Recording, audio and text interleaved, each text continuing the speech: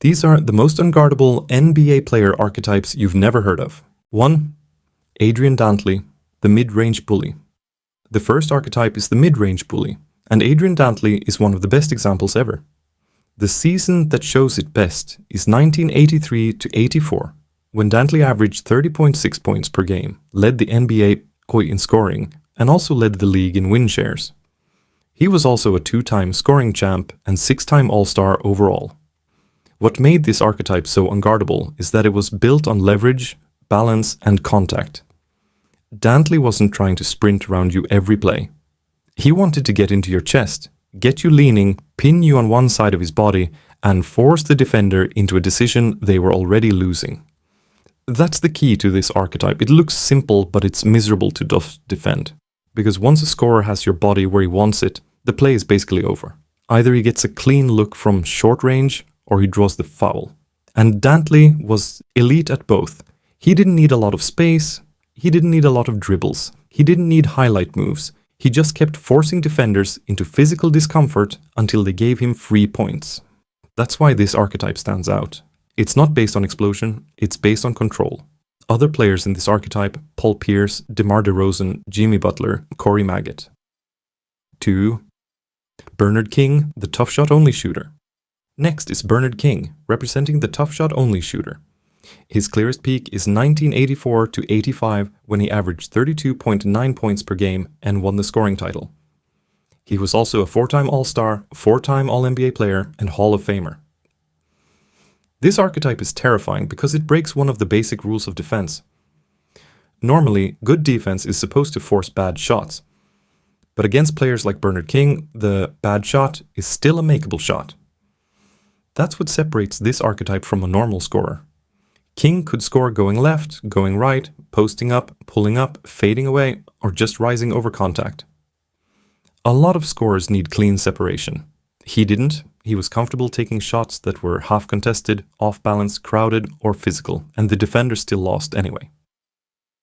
That matters because it wears defenses down mentally. When a player's beating you on broken plays and ugly possessions too, now there's no real comfort zone. That's why this archetype is so hard to handle. It punishes good defense almost as much as bad defense. Other players in this archetype: Kobe Bryant, Joe Johnson, Carmelo Anthony, Tracy McGrady. 3. George Gervin, the finger roll god. Then there's George Gervin, representing the finger roll god archetype. In 1979 to 80, Gervin averaged 33.1 points per game and won the scoring title. Over his career, he won 4 scoring titles, made 12 All-Star teams across the ABA and NBA, and earned 7 All-NBA selections. This archetype is different because it does not overpower you, it sort of slides around you. Gervin's scoring game was built on touch, length, timing, and release angles. His finger roll is the move people remember, but the bigger point is what that move actually did. It changed the timing of rim protection. Most defenders are trained to contest a finish at a certain point, but a player like Gervin extends the ball farther, softer, and later than expected. So now even a decent contest is late. That is what makes this archetype unguardable. It's not just finishing well, it's making normal shot-blocking instincts useless. And once a scorer can do that consistently, defenders start hesitating. They don't know whether to jump early, stay grounded, or cut off the drive sooner. That hesitation is all the scorer needs. Other players in this archetype: Julius Erving, Kyrie Irving, Iceman-era smooth scorers like Allen Houston in smaller doses, and even modern guards like Shai Gilgeous-Alexander on certain finishes. 4. Mark Aguirre, the versatile wing. Next is Mark Aguirre, representing the versatile wing. Aguirre's best showcase is 1983 to 84, when he averaged 29.5 points per game, second in the league only behind Dantley. Basketball Reference lists him at 29.5 that year, and he had 6 straight seasons above 22 points per game in Dallas. This archetype is one of the hardest to game plan for, because it lives in the in-between. Too strong for wings, too skilled for forwards, too polished for single coverage. That's the formula. Aguirre could back down smaller defenders, turn over either shoulder, face up, use patience, and get to a controlled jumper or power finish without ever looking rushed. And that matters because a lot of defenders are built to solve one problem at a time, either speed or size or shooting. This archetype gives you multiple problems at once. If you switch small, he punishes the strength mismatch. If you switch big, he attacks the slower feet. If you help too early, now the offense has already forced a rotation. That's why these players are so annoying. Their game isn't always flashy, but every matchup feels wrong. Other players in this archetype: Carmelo Anthony, Paul Pierce, Luka Doncic, and Joe Johnson. 5.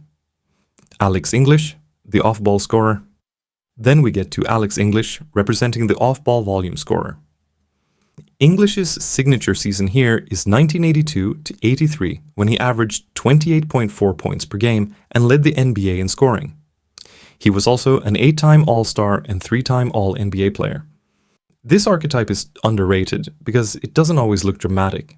There's no huge isolation, no giant step back, no constant pounding of the ball. It's just relentless scoring from movement, timing, cuts, lane fills, quick catches, and immediate decisions. That's what makes it dangerous. Against most stars, the defense knows where the play starts. Against players like English, the scoring can come from anywhere. One curl, one cut, one early run in transition, one quick face-up, one seam the defense didn't close fast enough. And because the scorer is always flowing into offense instead of stopping to create it, the defense never gets comfortable. That's why English was so hard to deal with. He made 28 a night feel smooth and quiet, but it was still 28 a night. Other players in this archetype: Rip Hamilton, Reggie Miller in a more shooting-heavy version, Klay Thompson at his peak, and Devin Booker when working heavily off movement. 6. Chris Mullin, the two-way sharpshooter. Next is Chris Mullin, representing the two-way sharpshooter. The season to use here is 1991 to 92, when Mullin averaged 25.6 points, 5.6 rebounds, and 3.5 assists, made first-team All-NBA, and ranked near the top of the league in total points. Basketball Reference's All-NBA page lists him on the 1991 to 92 first team, and the season leaders page shows him among the league's leading scorers. This archetype is built on efficiency and flow, not raw force, not non-stop dribbling, not one signature move. The connector scoring wing is the player who can punish the defense from almost every context without hijacking the offense. Catch and shoot, one dribble pull-up, backdoor cut, secondary pick and roll, transition wing run, curl into a jumper, quick post seal against a smaller defender. Mullin was great at all of that, and that's why this archetype is hard to guard, because there isn't one obvious action to load up against. He fits every spacing environment. He plays on or off the ball, he makes quick reads, and he gets to efficient offense without wasting time. That's what makes a defender feel stuck. You don't get the usual clues. Other players in this archetype: Manu Ginobili, Paul George, and Klay Thompson. 7. Amari Stoudemire, the real-life rim runner. The last archetype is the real-life rim runner, and Amari Stoudemire is the perfect example. The best season to represent it is 2007 to 2008, when Amari averaged 25.2 points and 9.1 rebounds, made All-NBA, and ranked among the league leaders in total points. Basketball Reference All-NBA page shows him on the 2007 to 2008 All-NBA team, and the 2007 to 2008 leaders and per-game pages show his scoring volume that season. This archetype is different from a normal scoring big. A normal big becomes dangerous after the catch. This archetype becomes dangerous before the catch. That's the whole point. The pressure starts the second the screen happens. If the guard turns the corner, the big has to help. If the big helps, Amari is flying to the rim. If the weak side tags him late, it's probably a dunk. If they switch small, he can overpower that. If they play soft, he has enough touch to score anyway. That's why this archetype is so brutal. It turns a basic two-man action into an emergency. And because the athlete is both explosive and skilled enough to finish through contact, the defense never feels like it truly solved the play. Other players in this archetype: Sean Kemp, Blake Griffin, Zion Williamson, Giannis Antetokounmpo, and young Dwight Howard.